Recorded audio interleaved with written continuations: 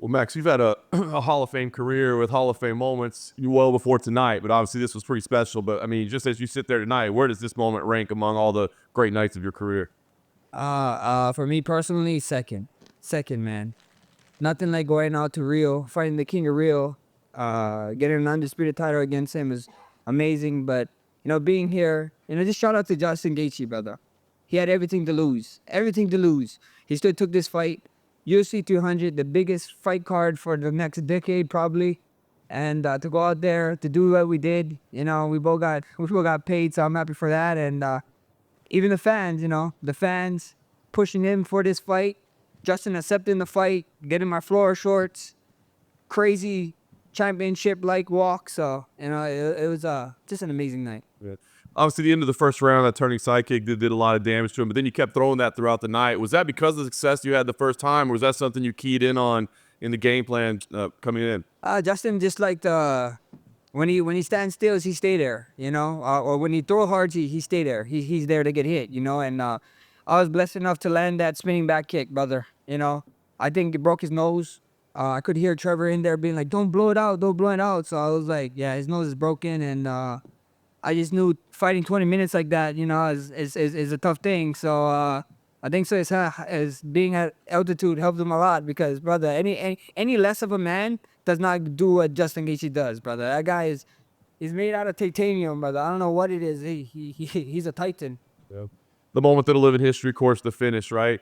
I mean, what's going through your head, right? Because you're clearly ahead on the scorecards at that point. I mean, we've seen you engage in the center like that before, but a guy like Justin Gaethje is even more dangerous with guys that you've done it in the past. What's going through your head in that moment that you're like, this is the moment. This is what BMS is known for. The baddest mother effer. First of all, I want to change the name to Blessed Man Forever. That's what the belt means when I hold it. Blessed Man Forever. But if that's not a BMF moment, I don't know what is. If the cards was flipped and Justin was up, if he felt like he was up, I knew he would give me that 10-second shot. So he's a bad man, and I don't know if I ever gonna share the octagon with him again. He's a legend, brother. These are the type of fights. This is the type of stuff you do to edge your name in the history books. And I'm just happy that I was the one landing.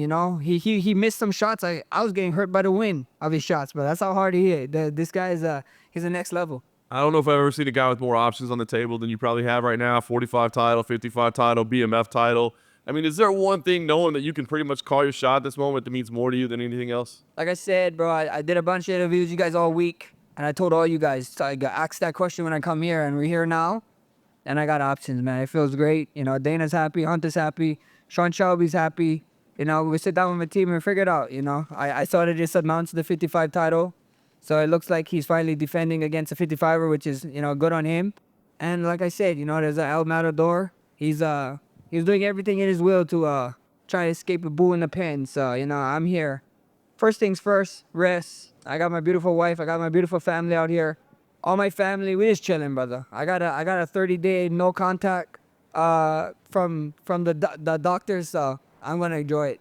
Last thing for me, Dana shared that, as you walk by, you and Justin were on the phone having a conversation out there. Can you share the details of what you guys talked about? I owe him and Trevor a drink. I told him that we'd have a drink together, so at the end of the day, that's what it is. So they was keeping me to it. It's like, brother, you need to find us and come get this drink because you owe me a shot. So, hey, it is what it is. Like I said, Justin is different, brother. Their whole team, they respectful guy. Like I said, he had everything to lose, and he still gave me a shot. You know what I mean? And it happened this way. So I got nothing but love for him, brother. Like me, when the first time I fought in Denver, we had everything set up. Like not many people know, but Justin took care of us. Justin drove us around. He had his whole life and his dog in that car. It was crazy. And to be sitting here at UFC 300, standing in the octagon across him, looking at this dude like, holy shit, that's amazing. Max right here.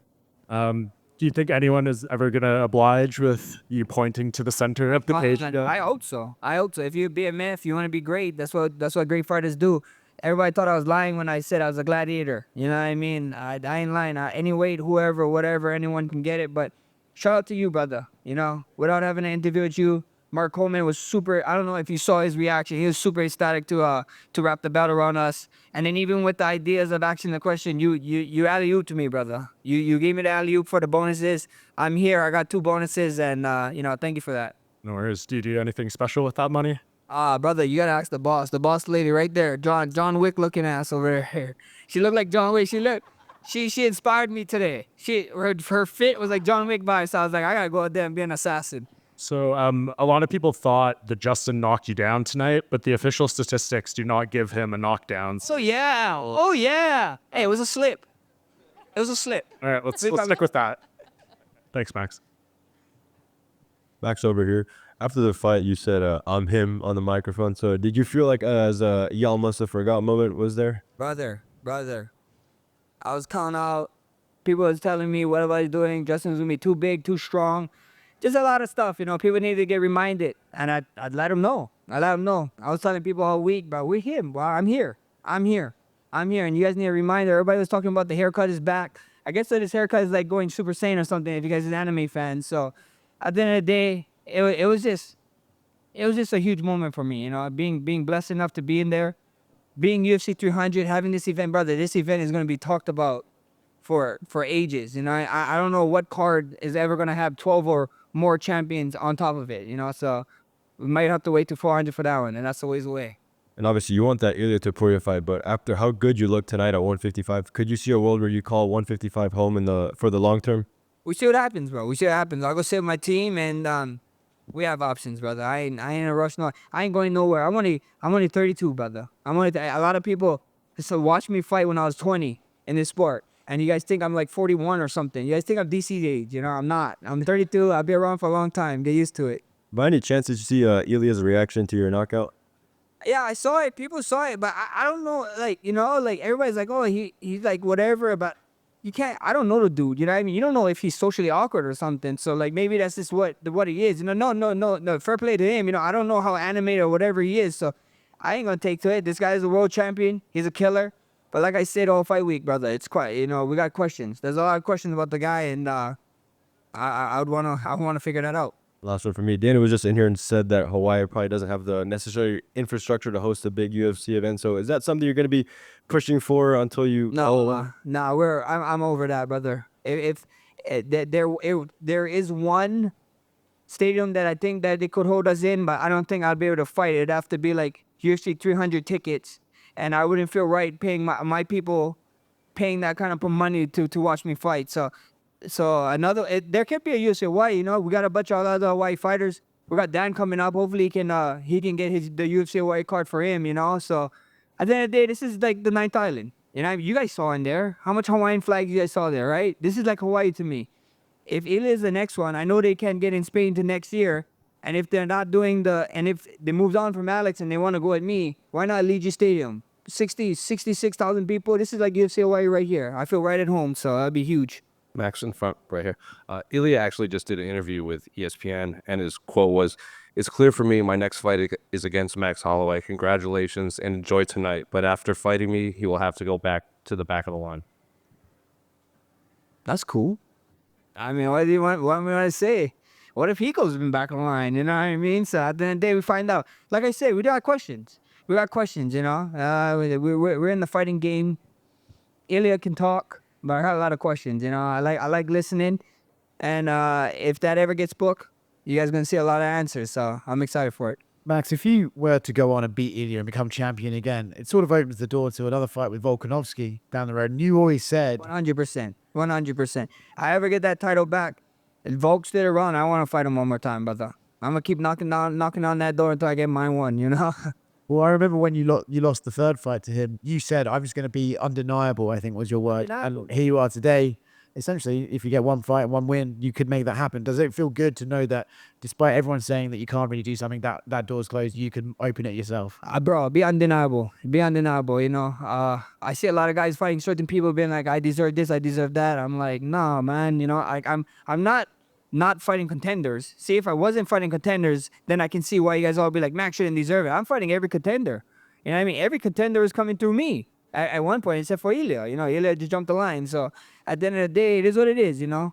You want to be great in the sport, fight the best people. Fight the people who you got to take chances in the sport to make a name. And I was just happy that, you know, I took the right chance.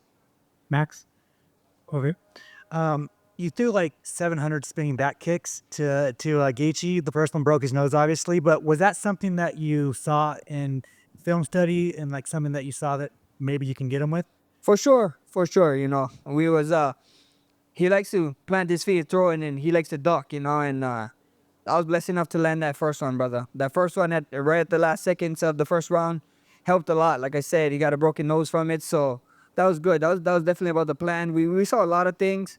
Justin's a little quicker than I thought he would be, but like everybody said, that guy hit hard, brother. He hits hard. It's very hard. So you know, I'm glad I got to come out of this kind of unscathed. The leg is kind of stiff, but it is what it is. And you know, obviously, you say you have options. You have Ilya. You have the winner of Islam Poirier. Connor and Chandler just got announced tonight. Is that a fight that you're gonna keep your eyes on? Brother, we got options, brother. Connor likes to consider himself a BMF, right? So we can figure that out. I don't really got history with Islam, but me and Dustin got some history. 5 years to the date, Muffin Top Max fought Dustin, and that didn't go my way. So at the end of the day, we got options, bro. First things first, heal up. I'm going to enjoy this with my family, and you guys can ask me in a couple months what's the next step is. Max, here. I don't know where here is. You won your second belt today. Do you think about winning the lightweight title to be the only fighter in history with 3 belts? I mean, if it's history, let me do it. You gotta ask Dana White. Yeah, ask Dana White then that. If it's history, it's history. I know right now I hold the history for winning an interim, undisputed, and now the BMF, so why not, you know? I want to be great. I want my face to be edge in the record book, so if that's the next step, that's the next step. Hey, Max, right over here. They did just announce Islam taking on Poirier, who obviously you got history with. How do you see that fight for the lightweight title going in June? Should be fun. Should be fun, man. I think it's going to be a fun one. I think Dustin is coming to his own again, and should be exciting. I mean, what is the over-under on top of Justin dumping a Gilly? Because you guys all should make a bet and get money, because I can't bet. Hey Max, UFC 5 came out last year, and are you still incorporating that into your training routine to come up with combinations? No, I haven't been playing too much games. I don't play fighting games. I play shooting games. I play first-person shooters. But yeah, you know, if maybe come over to my kick.com/Max Holloway. Maybe you guys can harass me to get some to learn some new combinations on there. Omar, that's one, brother. Max, I caught up with the great Brian Stan outside, and we were talking about you, and he agrees with me, man. Why go backwards? You look tremendous. I did a side-by-side piece. Your neck looks bigger, your lats look bigger, your biceps look bigger. Dude, we just saw the results. Why go back to 45? Because I got unfinished business, brother. I got unfinished business. A lot of people is talking about Ela like the next big thing, and I want to taste, brother. So we see what happens, though. You never know what happens, brother. And of course, I'm going to look big. I'm Polynesian, brother. I finally can eat. Thank you.